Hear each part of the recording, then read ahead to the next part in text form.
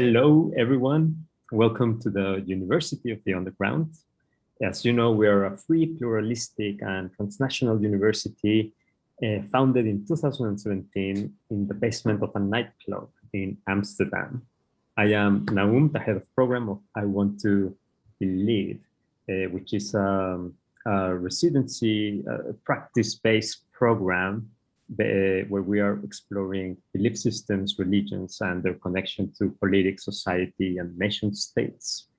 I would like to welcome our participants and also our visiting participants who I kindly ask for a donation to support this kind of programs and to pay our lecturers. So go to our website, hit the donate button, and we will appreciate that so much.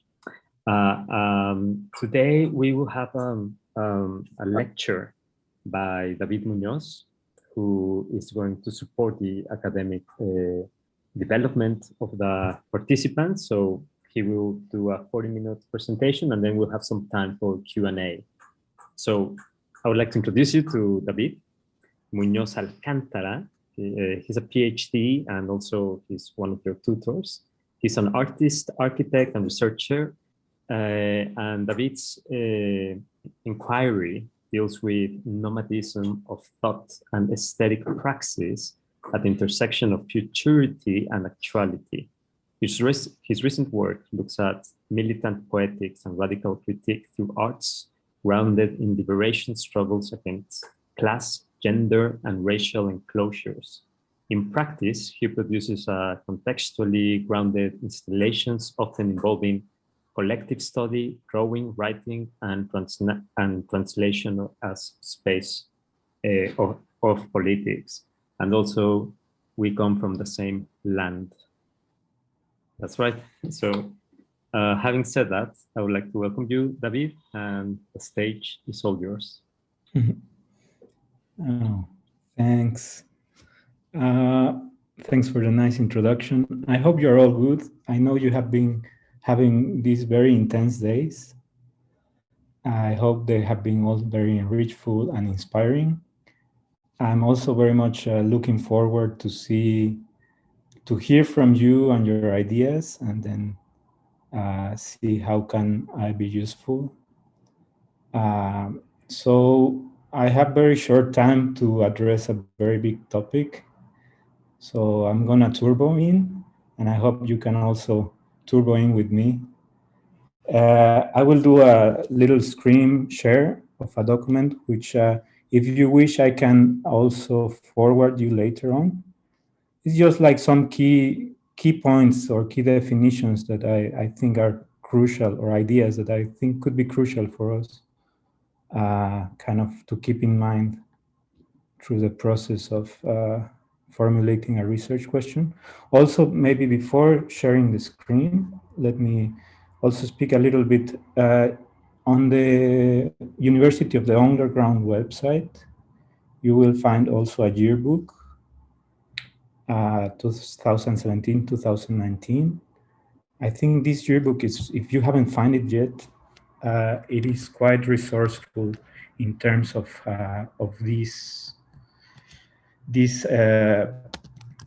necessity, or like this idea of how to formulate a research question. I'm posting the link in the chat now. There you can find it. And I think if you keep it close to you, to your process, especially when you have to start drafting what your project is about, how do you communicate this project, how do you elaborate a question that people could understand it, and so on. This will give you like a very concise framework on how to do it by the experience of your peers. So, okay, I go to the share screen. Let me see. So I'm sharing with you here. Let's see, do we see all the same? Yeah, great. Are you seeing? So yes. It's a title, How to Formulate a Research Question. So I want to reframe that into a question already. What is to be known and done by knowing?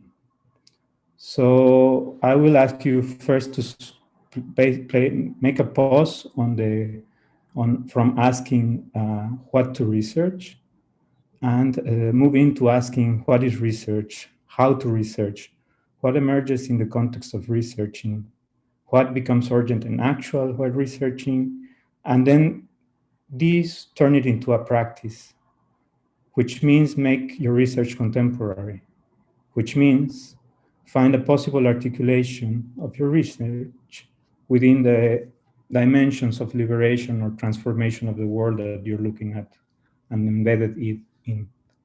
So my focus here, or this little pause here, is to focus on the question of methodology as a core of how to elaborate a question. So methodology is the question and methodology is the answer. This will be my argument. So few propositions. Questioning, understood as a propositional operation emerging from the necessity within context that produces awareness and accountability. So this duality, awareness and accountability, as a key for questioning. Research as a form of knowing growing from the context. It formulates the possibility of abstracting a concrete situation in order to propose a space of action. It embodies the necessary articulation between techniques and tendencies, so the ways of doing, the tools for doing the research, and the ideologies behind these tools. And then it is also an articulation between theory and practice.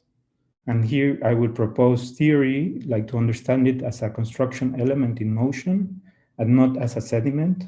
So it's not something that is disconnected from the world, but it's actually very much like a way of abstracting the things that are happening in the world and make them useful to be able to understood in a different way. And then practice as the necessary articulation for research to remain actual. So it's like the returning of this theory into the everyday situation. And here, from this duality, a concept emerged. This concept has a strong historical ground, is the notion of praxis, which I would propose here as like simplified form, a bridge between theory and practice that expands both the theoretical grounds and the possibility of do self-critical reflection of our research within the social practices we are immersed, and this into a time dimension. So in other words, praxis communicates the necessity of producing theory, but also the necessity of communicating it through practice. Here a quote, without revolutionary theory, there is no revolutionary movement. So we need to focus a little bit on that. How do we then theorize? Here, the idea of a research statement is very handy. Or like most of you work within the arts, so you know already like art statements is a everyday bread.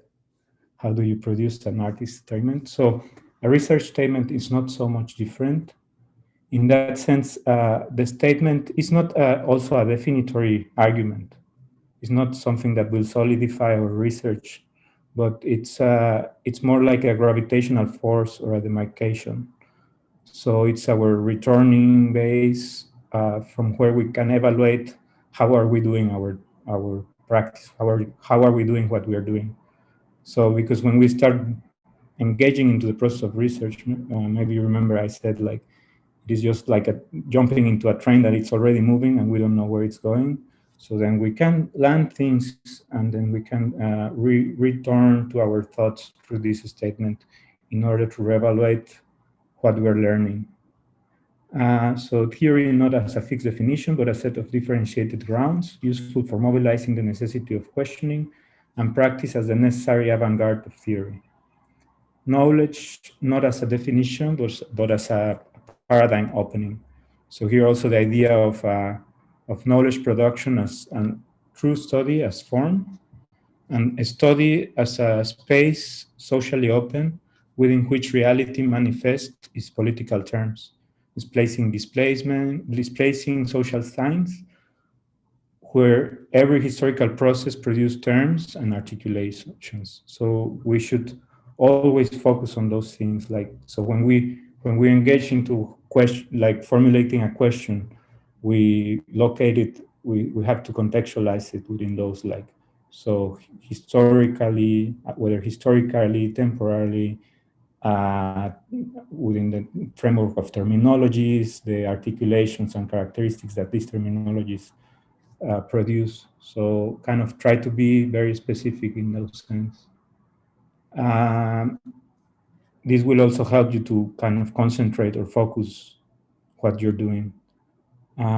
Then to look at research not as a complete entity or as a definitory entity, but as a propositional round. So changing the classical status quo of research of a hypothesis that if so then into more a propositional articulation, like how can we do that? How can we articulate this? In this sense, also there is a shift in the understanding of theory, where theory is not a singularity, but a way of recognizing differences within difference. So again, like generating demarcations and then put those demarcations in dialogue. So not isolating them, not generalizing a knowledge, but actually making particularities of it. So certain exercise on this proposition could be like processes of disambiguation, translation, situations, reenactments, tools that artists already engage broadly.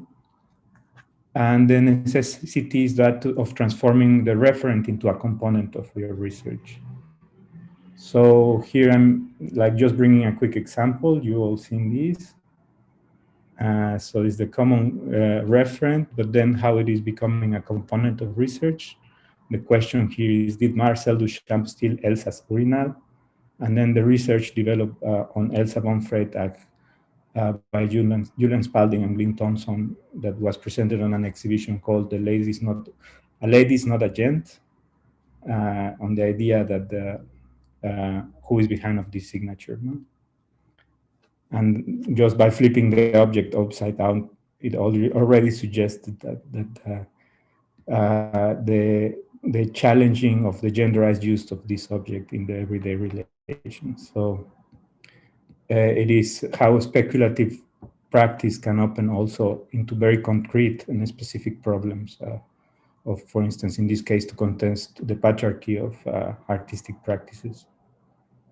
So the recurrent need to transform referent into a component against the tautology, the metaphysical event, against the end of history, the cancellation of politics.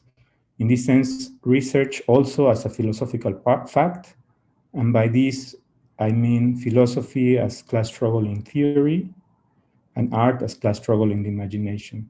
So there is a component on the form in which knowledge is produced, and this component is materialized into a certain condition. So how can we liberate that condition and makes it accessible to everyone? This could be the question, ultimate question of doing research and producing knowledge, right? So a quote from Chimburenga, who know, go know. Maybe you know the project. And here I like to narrow a little bit more into the relation between research and ideology.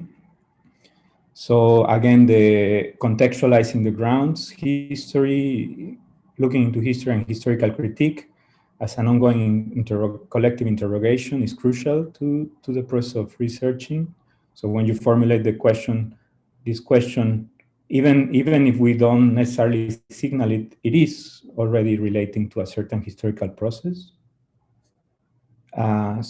In this idea, some key arguments that subjects are not done, but in the making.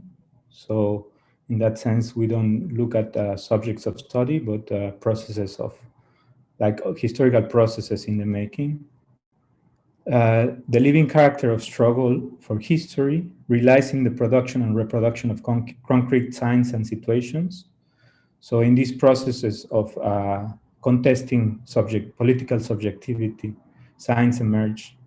And we know, I mean, the easiest example is the demonstration banners, for instance. right? And how these demonstration banners become slogans that can be either articulated to reinforce revolutionary transformations or be counter-revolutionary. So this as a living contestation. Another resource that could be interesting to reincorporate is the idea of social inquiry. Political interrogation from within. That is a process of historical contestation that does not claim singularity but specificity.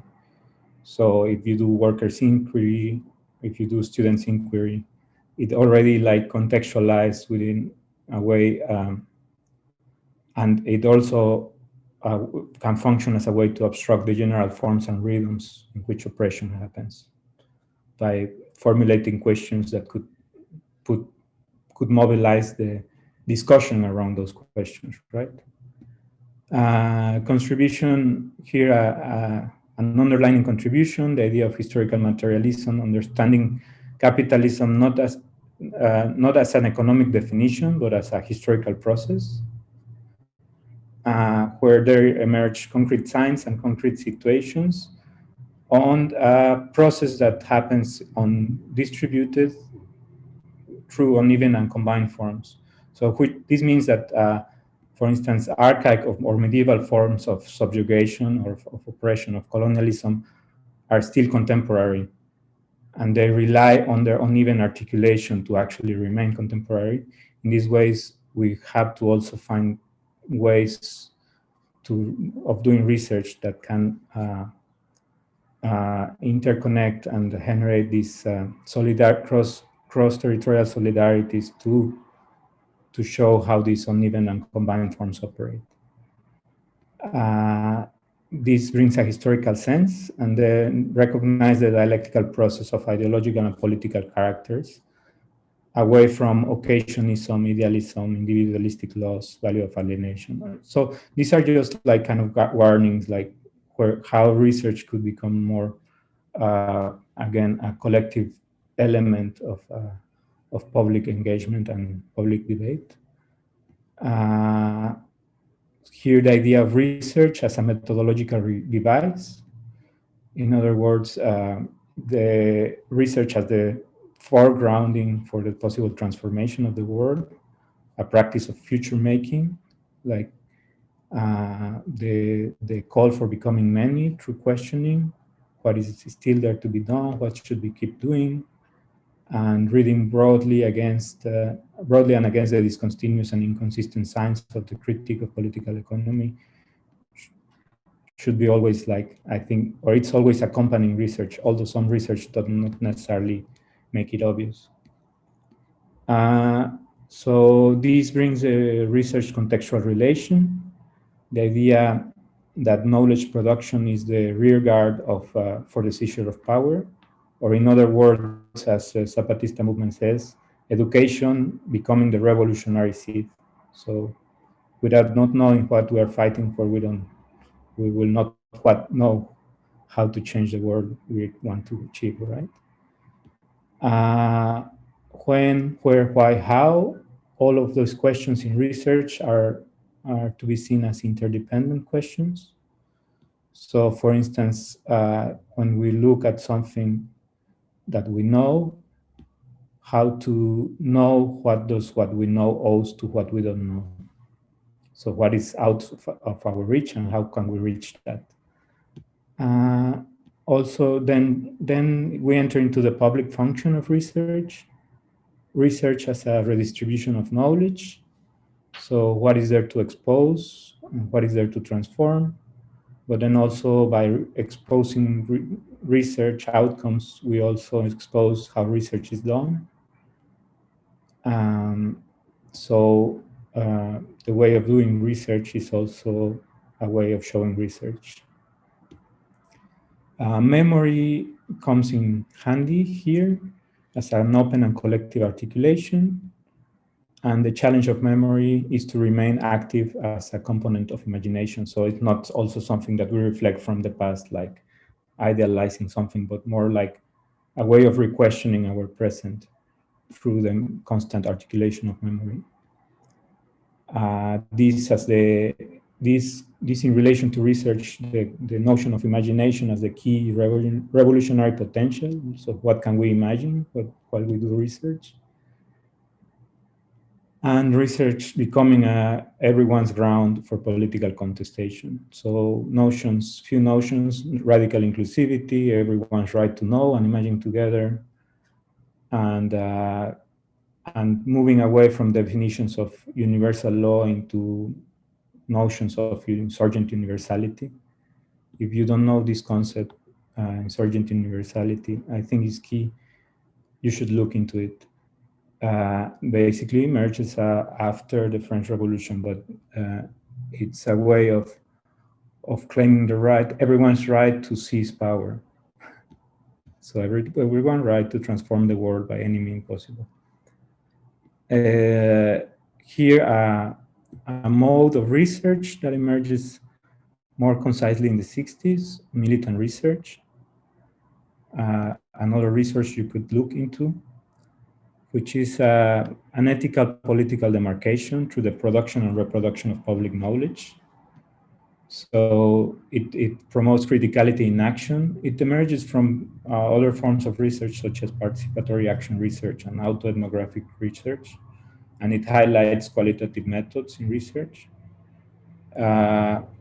It makes, or it produces, mobilizes one's political subjectivity as something explicit.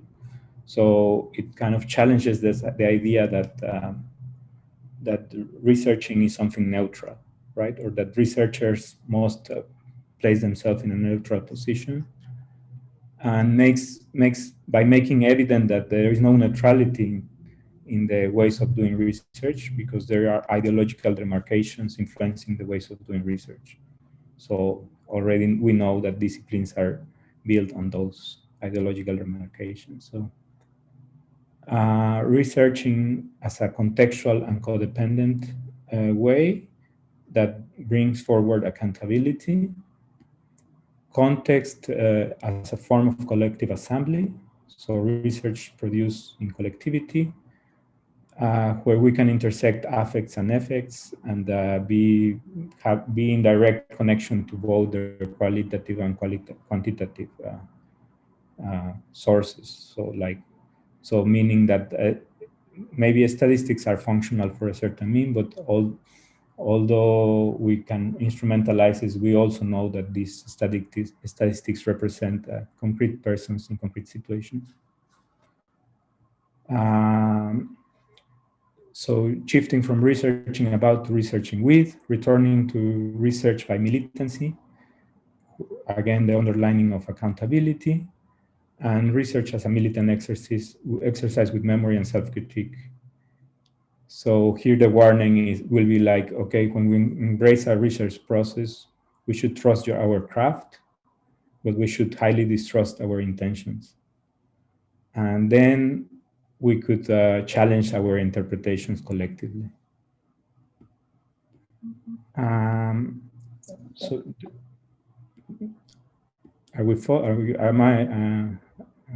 how are we now? Like, are you following? I will go into two more points and then maybe we can open into conversation, but they highlight the concreteness of research. So the relation between practice and theory as a strategic articulation, as a concrete form as well. This concreteness helps us to define a practical conceptual field where the political agency of knowledge can be signaled. In my terms, will be like where we can recognize class struggle under contradictory relations in the forms we are doing research. So we can also from that concreteness, engage the social quality of research as a public exercise. You have a lot of examples in the ground, like key of them could be, for example, the work of forensic architecture. I'm sure you're familiar with this, right? So to exercise public evidence within a political processes, challenging theoretical, historical, and legal preconditions. Another warning of concreteness and militant research would be to move away from safe space that is very much in vogue nowadays, into the idea of a brave space of dialectics, meaning that the safe space fixes identity, while the idea of a brave space mobilizes the difference and the situations for learning through frictions and contradictions. So don't be afraid of those frictions and the contradictions, but use them operatively. So no neutralizing them. Because those are very crucial moments of learning and dialogue. Then the quality of open source and public knowledge, which connects us also again to a very old definition of the organic intellectual. And then maybe some tools from indigenous research, the idea of research as ceremony, which means, again, like a collective or a process of collective revelation that are kind of geographically grounded, but also politically grounded. So here, a parenthesis or a highlight will be to say, again, that in these terms, the indigenous research or the notion of indigenous here is not an ethnocentric or ethnographic definition, but a political one. So a way of knowing, a way of doing. Research as a collective ritualized space. So also a returning point to a process that is publicly accountable and that weave together trajectories of transformation and grounding knowledge. It embodies remembering and reconfiguring through social alliances. One question or like one way of understanding it could be, what else can we speak about when we speak about something? So these layers of interpretation of knowledge that perhaps go beyond a generation, but nevertheless they are accessible through these reenactments of the ritualized space of research. Research as a constant learning for the protracted politicization of subjectivity. So here again, the key difference on militant research would be that it does not generate and stagnate political subjectivity, but actually the goal is to politicize subjectivity. Research as a collective responsibility. There is no neutrality in knowledge, there is no neutrality in the means and tools to access produce knowledge and produce knowledge. This is something that have been highlighting throughout the talk. And a quote, so opening question, right? What then research and revolution?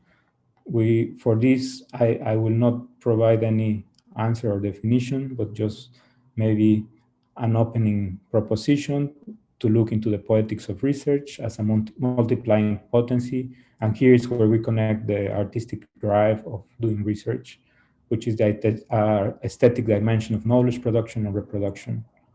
So in other words, to claim, reclaim, and turn public.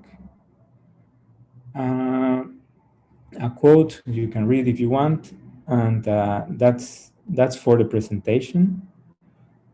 Now, if you want, we can maybe open to a discussion, and then perhaps also, if you have time, we can look at the examples from previous generation students, and through them maybe we can engage deeper into this. Great. Thanks so much, David. And Irem is asking, and I guess this is something that many share. Is it possible to access that document? Like, if you could share it with us? Yes. Okay. I will share. I can send. Do I send it to your email, and then you, because I don't have everyone's email. Yeah. So. Yeah. Send it to me, and we will resend it. Cool. We'll forward it. Perfect. So, okay, this is a time where I think it will be very useful if some of you ask questions that are actually related to your own research question. I know that because of the tutorial, some of you already started playing with questions, and maybe you can share them with David and get some feedback. So who would be first?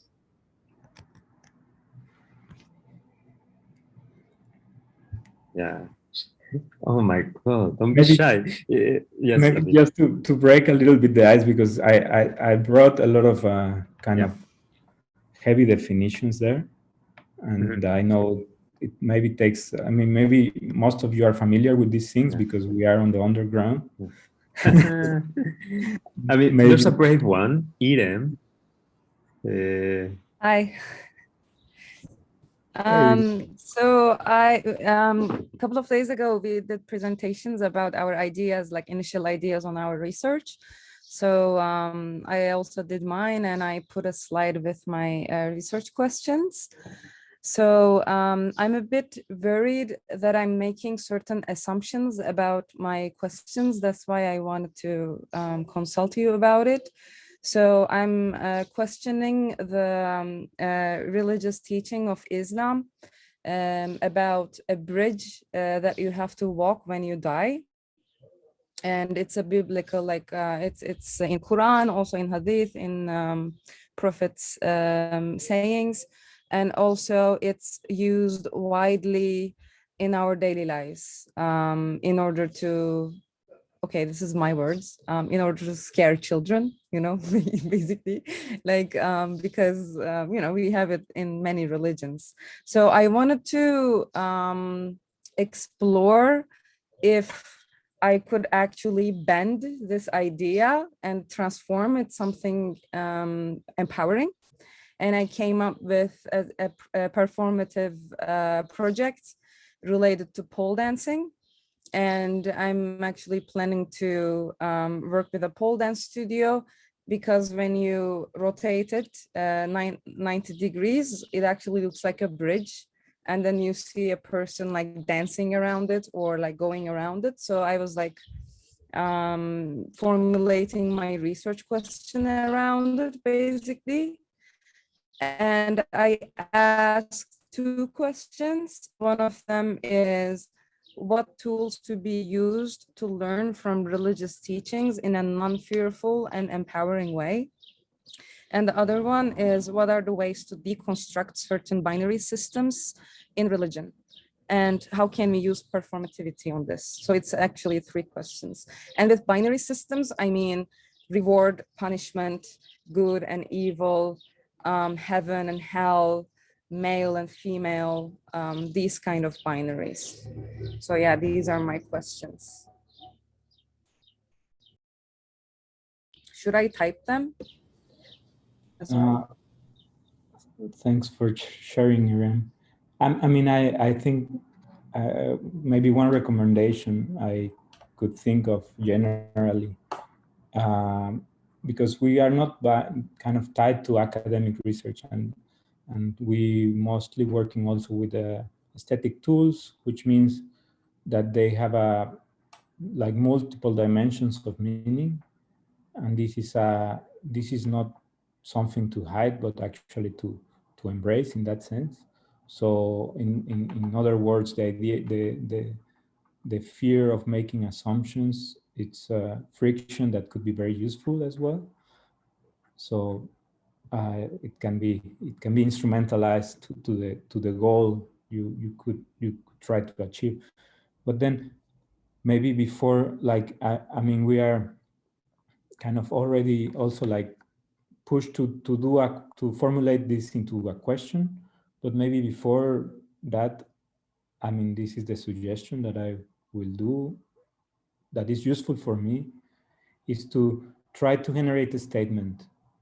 So to frame that specific problem you're looking into, not as a question, but as, okay, uh, where is happening, from where am I looking into, how am I going to look into, and what do I want to do with it? And then from there you start to elaborate different questions, and then all these questions start to get filtered.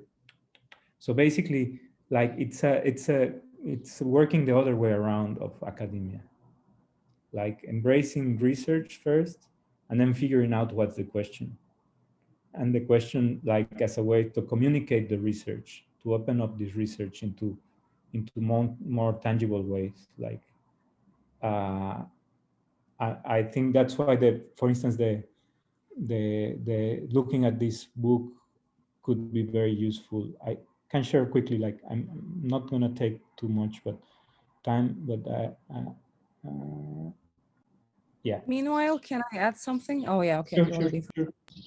So I was actually gonna say, like, this is kind of the problem by the Anglo-Saxon academia, in my opinion, because it always tells us that we assume certain things, and we go too wide, or we put so much emotions into it, and you know, we're just trying to prove ourselves, like prove our point, make a statement rather than asking a question.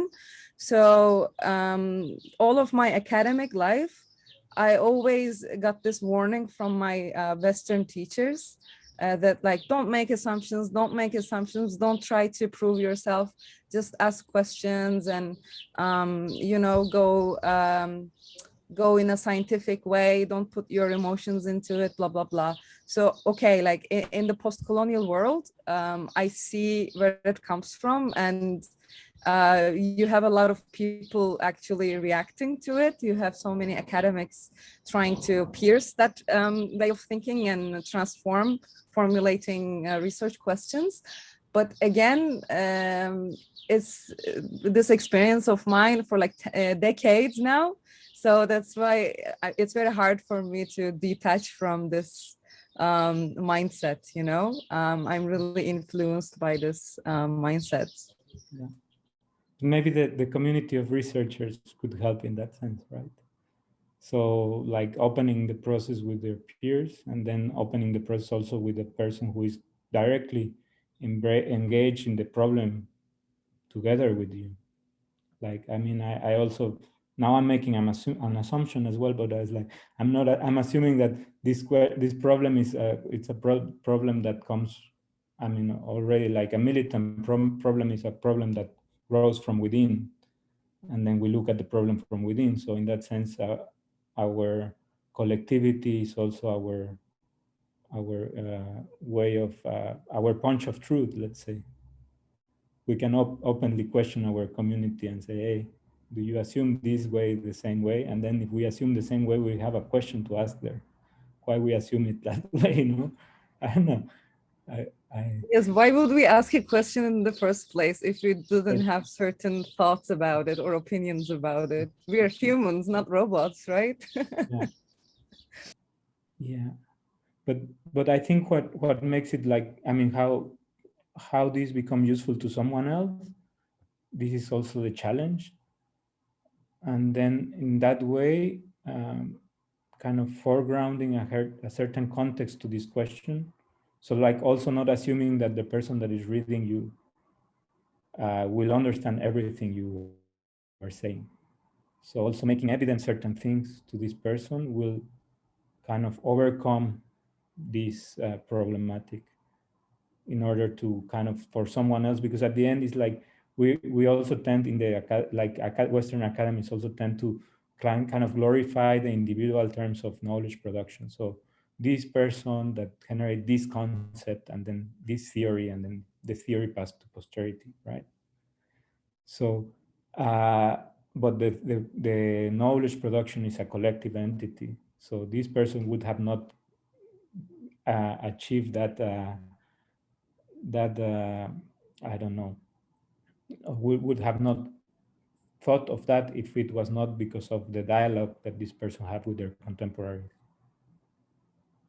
I mean, meaning contemporaries in a very broad sense, like not their same, the people living in their same time, but the people who were reading the problem in a certain, in the same way, let's say, or a similar way or a shared way. So in that sense, also a way to move around these assumptions is to frame your contemporaries. Who else is reading the problem the same way as you, and how are they defining it? And then that becomes also an entry point that is very valid, and it has all the, if we want to go into the strict kind of contested academic work, it has all the validity of the arguments, because I mean, academic work is constructed at the end on those kind of tracing down the sources of knowledge and and the ways this knowledge has been accessed and distributed and so on. So. Yes, and maybe it would be good if we explain where these assumptions, if there are any assumptions, where do they come from? Yeah. From a certain literature review or from certain experiences, so that you validate it, that it's not an assumption, but an experience or an outcome of something else. And then, and then you can get away with, not being directed as an assumption. Yeah. Okay, I think Kayla has a question. Hi. So I was just curious, you said we should trust our craft, but we should not trust our intentions. Does that only apply to the militant research, or is that like all around, you think? Yeah, this is a recommendation I do. I mean, it's not a law, but this is a recommendation growing from the militant research. So meaning like exactly in these terms, for instance, coming back to the question of the assumptions, that maybe you think you are helping from a certain position, but then you need the parallax view that will say, okay, actually this can be read from this other side, in this other way. And then connecting this dialogue is it's an interesting point to kind of generating collectivity, or it's an important way of generating this collectivity of knowledge. But I mean, it's also, I said it because it also, I feel that a lot of the time we are paralyzed, especially as kind of dealing with artistic processes. We are paralyzed in research because we feel we don't have the tools, but we have many tools. So maybe sometimes also a way to activate and to start doing research is to start with the tools you have, and then trust those tools and intuitions, but then kind of distrust the intention. Like, am I researching this because of this, or am I researching because I understand what is happening this way, and could this be understood differently, and what could be, and then at the end, this will make your argument also stronger, because you put yourself into you have the tools, but you put them into vulnerable positions. So I think that, like, I'm interested in the idea of the craft existing regardless. So or the craft is persisting even though this question is going back and forth. So is that like, I guess I mean, is that just a way that it's good to happen? Is that the craft continues regardless of what the question is? And does the question always change? Yeah, not. I mean, I don't think it is a definition, but it's just a suggestion. So maybe when no matter what we do, the question remains. Maybe we need to change the craft to change the question, right? This is like, so it's just like generating a demarcations where you can recognize the process you are engaging, and then making key points to that process.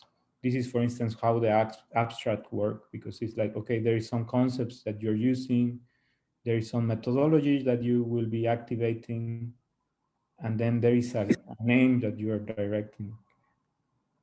And maybe sometimes the aim is not achieved. Then maybe we can question, okay, these tools are not maybe necessarily the best tools. We need to change the methodology. But we have to start from somewhere. Great. Teresa. Hey, I really look forward to reading your document, because it was it sounds like it's really helpful, but I need to I'm kind of lost. But I think that you even just said now, like, when you are paralyzed in research, then put your tools into the vulnerable position, which is quite striking. But like, what would be your advice if like you are still in that very, very first stage of like having thoughts, almost like that's just these sparks, but almost struggling with with putting it in words, like also kind of reflecting on the tutorials, and then also, I mean, there's just the kind of, I guess, peer pressure that suddenly you think like, damn, I have no idea what I'm what I'm doing yet, and I think that is also okay. But yeah, if it's making sense what I just said, I would love to hear some thoughts and maybe yeah, reflections and tips. I mean, one recommendation that I've been giving many times, and I think has been useful for me at least, is to try to write it as a statement. So to even like maybe not focusing too much on what the question will be, but try to write this as a statement. So this means like trying to make an abstraction of the problem, understand it into certain words, then formulated it into a specific context, and then express how would you like to look at that problem. Like I would like to look it through the gaze of photography, or through the gaze of, could be like a technical way, but it could also be like a theoretical way. Like I would like to use, like, I don't know, feminist tools, I would like to use so on. And then from that, try to formulate a proposition. Like, if I do that, what could I learn? What could I change? And that, I mean, this is the kind of how an abstract that is not necessarily for everyone, but like your personal abstract could function. And then from that, you can draft an abstract that you can share to more people, like less abstract, let's say. You can open it up a little bit. And then from then you can, if you make this exercise of sharing this with someone and dialoguing, then from them you can already like maybe start to define certain questions and problematics and how to access those questions. And then this question could come more easily, like, okay, what I want to do, how I want to do it. Yeah, that's very useful. Thank you. Great. Anyone else would like to share their questions? Okay. Okay, Jamal, please just say it. Yes, thank you very much. The lecture reminded me, or like, yeah, it reminded me of a question. Sorry, it's a bit messy here. Can you hear me? Good. Yes. Well, okay. It reminded me of a question I already had since a long time, and you don't have to give an answer to that. Like, if it's not, how do you say, if there's not one answer to it, but I'm curious when, in terms of art history and academia, the term research artists or art as research was coined. Do you have any idea when this happened, that we say, okay, part of the artwork is also a big research aspect, or that someone says, okay, I'm a artist, musician, and researcher? Do you know what I mean?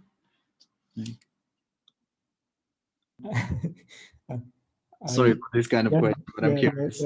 No, I like, because I mean, it is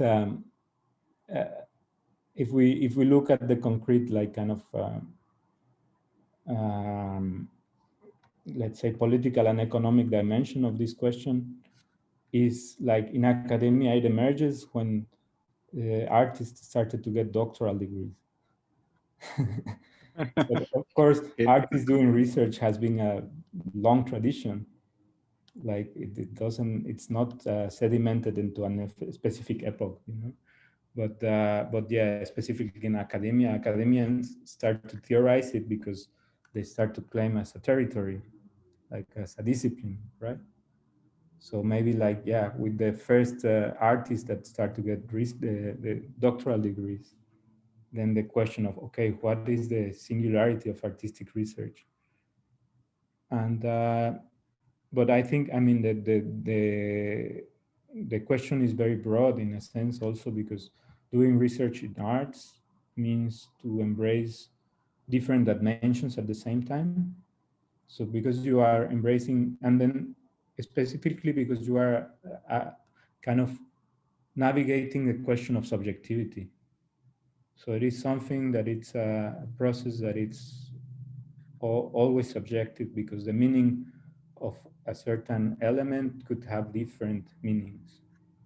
And these meanings are all valid in a way, but then they are all contested at the same time. So I think this is the kind of fruitful part of it. Like, I mean, into the idea of art being a polysemic language. So that has the different processes of signification that go parallel, and then the question will be like, then what is the necessity of doing artistic research? And for me, the necessity of doing artistic research will be our capacity to imagine something different, like the potential, like putting in place, putting in action the potentials of imagination, like by shifting the way we sense, with shifting the way we relate to the world, we maybe can imagine a different world, right? And maybe we can make that world real. So, yeah. Great. I was looking at just looking at this yearbook. I have it as a shared screen, and here you have, like, I mean, this is great in a way that you have, for instance, here you have a question, like it's very concrete, right? The statement is, I wanted to like my work. And then the question is like, how can we learn from examining the social value of labor within the context of real and bullshit jobs? So it's very concrete. And then you have here Ana Maria Merkel, no? The question that is very ambiguous in a way. Like, we are not the only kind of we. How do we share rituals, create a sense of belonging in order to produce action? So what I'm saying is that questions don't necessarily have to be definite. Like, both in those questions, both one is a very specific kind of concretely located or contextualized, and the other one is kind of more an open invitation. And both are great questions, generating different processes of engaging the way of doing research, but also the possibility of generating an intersection with other people that is thinking the same, kind of making meaningful reflections on those two questions that are shared by a lot of people. Right? So, like the form of articulating research in artistic means also, I think it is a form of research that kind of pushes us to produce research that is in the need of a certain collectivity around us, right? Yeah, and I mean, to exhibit the work, it's kind of one of the old ways, old traditions of the ritual of art making, right? Okay, I think we can do a last question by Chloe. Hi. I just wanted to ask, I mean, so basically our kind of general main research question that's been posed to us, like there's a lot of things to kind of do and unpack. We've got the research into the religion or belief system.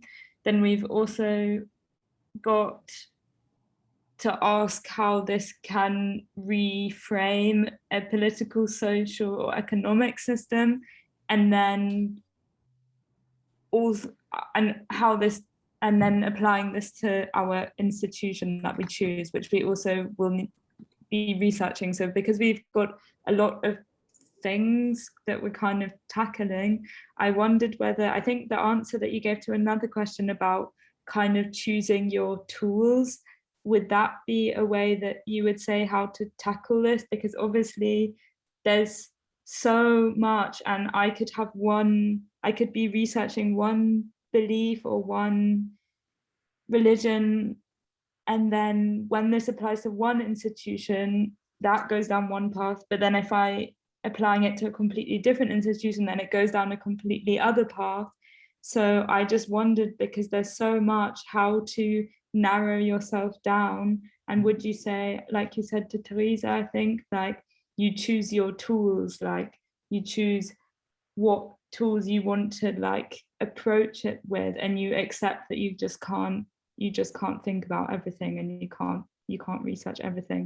Would that be a way that you would say how to narrow everything down? Yeah, I mean, I think any way that could be useful for you to narrowing down is valid. The thing is just to try to find a way, but this is like how, like making a dialogue of your research process could be helpful. To try to find a way where is the, let's say, missing, or the place where you are, I didn't want to use this word, but another word does not come, the blind spots, the missing points in what you're, from where you're positioned. And some peers of you will maybe could help to signal that. But yeah, back to that, like the idea of methodology, I frame it as a quite crucial thing. And I think it is how you can, like, you can embrace any kind of research, but basically what will give you access to what you actually want is a method of researching. So by tools is like you can translate it to method. So yes, you can define, like, maybe narrowing down a context that you are particularly interested in, and then thinking of, from the methods you know, maybe, or the ones you don't know that you wish to learn. That could also be another, because it can be a kind of proactive way. And then from there decide, okay, knowing, okay, I want to start with this method. Not that you will stick with that, but that just by knowing that, okay, this methodology will help me to actually evaluate myself if I'm kind of advancing in my research, right? And that will also make it easy for someone else to see, oh, you're looking at this and that. I know I have done it with the same method in this other context that is completely different. I can maybe give you something and that could help you to do this. Yeah. Thank you. Okay, everyone. I know that there are still some questions, but our next lecturer is here already. So we have to wrap up. Remember that on June the 30th, it's already in some time, I will have a dedicated writing clinic with David again to bring your research question and a description. So we will have the chance to work on, like, one-on-one on your questions. If you want to get in touch with David, yeah, drop us an email and we can make the link. Yeah, okay. I think that will be wonderful if you already have some ideas and you want to start sharing. Yeah, I'm all happy to get the emails and then we start conversing and so on. Exactly. Sure. Yeah. Exactly. So we can do that. It's important that in all email conversations, I am CC'd and the university, please. So let's do that. And okay, well, thanks so much, David. Thank you. And we'll speak to you soon.